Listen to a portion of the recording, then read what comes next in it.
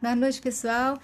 Vou gravar aqui agora com vocês o vídeo de número 6. E nesse vídeo nós vamos conversar sobre o poder da imaginação na aprendizagem de língua estrangeira.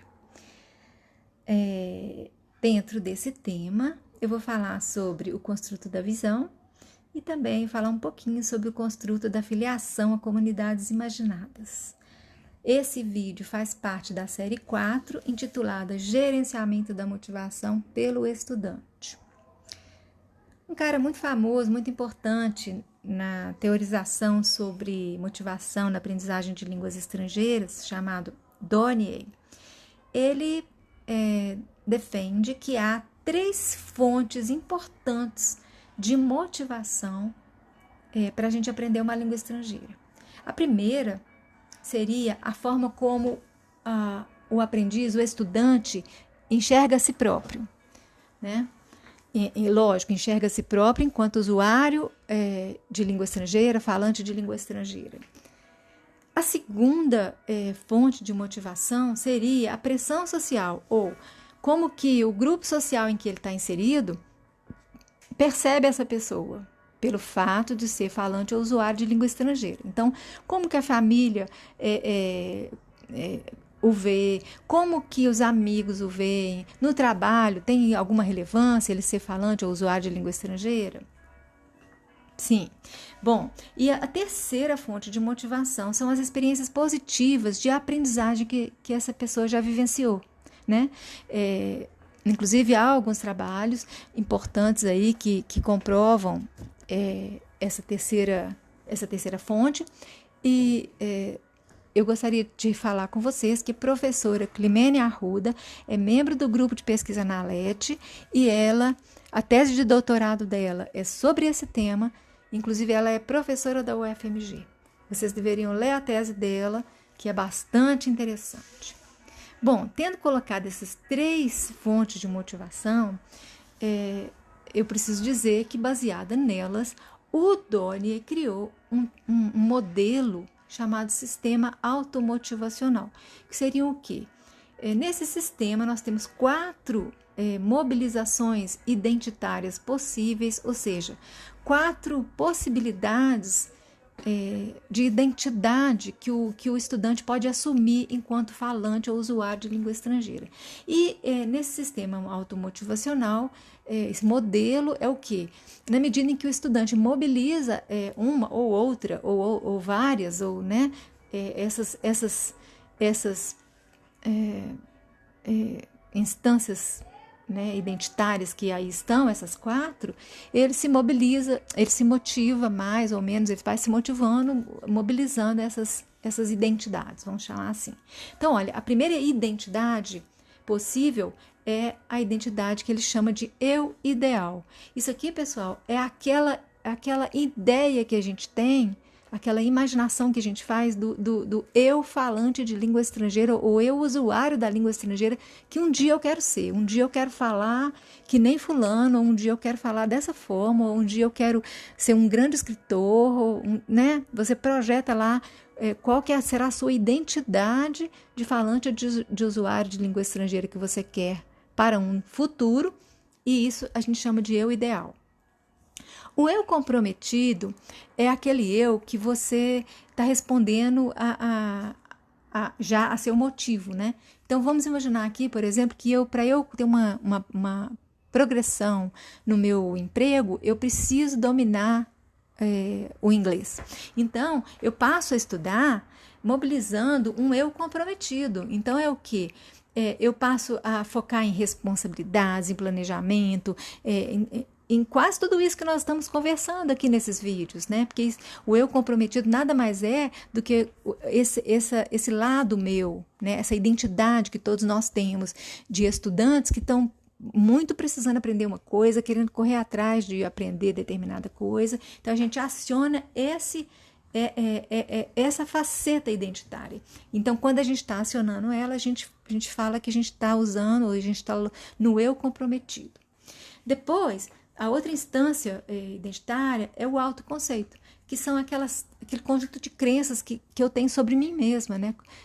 Como que eu sou enquanto falante de língua estrangeira, enquanto usuária de língua estrangeira, né? Quem sou eu? O que eu acredito? O que eu penso? O que eu sinto? Isso aqui compõe o meu autoconceito e, portanto, é o falante ou usuário que eu acredito que sou. E a última instância identitária, né, prevista no modelo é o eu negado, ou seja, é aquela identidade que eu tenho medo de ser, que eu não quero ser de jeito nenhum. Esse eu negado, ele está em oposição direta com o eu ideal. Do mesmo jeito que no eu ideal eu olho para o futuro e penso assim, bom, um dia eu quero ser aquele usuário ou aquele falante, no eu negado eu falo assim, meu Deus, eu não quero nunca falar que nem as pessoas, ou eu não quero nunca usar inglês dessa forma, eu quero, ou outra língua estrangeira, né? Não é assim que eu quero ser um usuário de língua, né? Então, esse aí é o eu negado. Então, o que esse modelo vai dizer é que essas instâncias identitárias são mobilizadas, a gente mobiliza isso aqui, aciona, né, esses eus, e isso vai motivando a gente vai controlando a motivação sob uma perspectiva mais psicológica, vamos dizer assim, diferente daquilo que a gente vinha conversando, que era uma perspectiva mais cognitiva.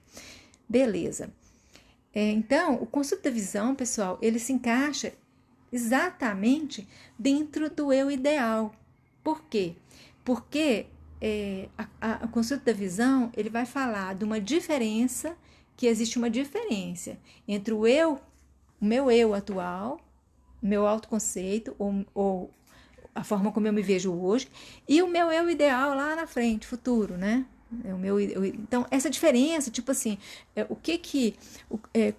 quando eu penso na pessoa que eu quero ser enquanto falante e usuário de língua estrangeira, então eu começo a criar, eu aciono uma visão, né? Então eu começo a imaginar, vamos colocar em exemplo que eu acho que fica mais fácil. Imaginemos que eu queira ser um grande escritor, e eu quero morar em Nova York, e eu quero escrever e publicar em inglês. Beleza, então, quando eu crio essa visão, eu começo a me imaginar morando em Nova York, eu começo a me imaginar andando por aquelas ruas, passeando à noite naqueles cafés, aí eu entro na internet e eu estudo um pouco sobre esse estilo de vida, eu começo a sonhar com isso durante o dia, enquanto eu estou fazendo outras coisas, eu começo a acionar, alimentar essa identidade, né, que eu quero um dia vir a ser. Então, para vocês verem, eu estou imaginando, né? Essa pessoa não existe, essa pessoa sou eu no futuro. Mas eu imagino, eu vou buscando elementos. Então, quer dizer, essa minha imaginação, ela nem sequer, ela tem compromisso com uma realidade. Por exemplo, eu posso um dia vir a ser, assim, um escritor em Nova York, mas não exatamente como eu imaginei, lógico. Então, quer dizer, é a imaginação.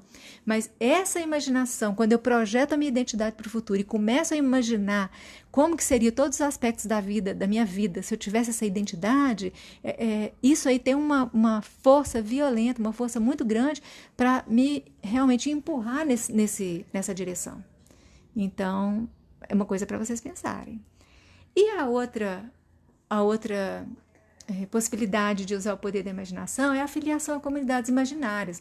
Nós tivemos uma live já do NALET, da professora Miriam Gontijo, que aconteceu no dia 5 de abril passado. Ela falou, a live chamava, né, intitulada Comunidades Imaginadas na Aprendizagem de Línguas Estrangeiras. Essa live, pessoal, ela está disponibilizada no canal do NALET no YouTube, e o link está na bio, né? Na bio do grupo de pesquisa, né? No perfil do grupo de pesquisa, na bio, vocês têm o link para o canal do YouTube. Então, lá tem essa live, se vocês tiverem interesse. E também, já vou dar a notícia aqui, que no dia 31 de maio, uma ou duas colegas vão vir falar com a gente, dar dicas para a gente de como que a gente pode fazer para nos afiliar a comunidades imaginadas mais diversas para poder melhorar a nossa aprendizagem. E uma delas, que está convidada e que já aceitou, é a professora Climene Arruda, né? Então, fica de presente para vocês, não percam a live do dia 31 de maio. Bom, mas para fechar aqui, comunidades imaginadas são aquelas comunidades que a gente imagina, né? Então, a comunidade de fãs de um cantor famoso, a comunidade dos artistas das séries da TV que eu gosto, a comunidade de pessoas que jogam tal jogo que eu gosto. Vocês podem imaginar à vontade, né?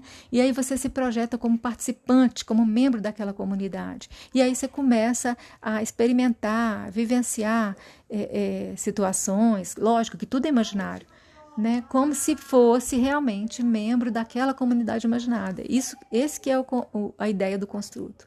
E o que eu tenho para dizer para vocês é que isso tem um poder muito grande de nos motivar.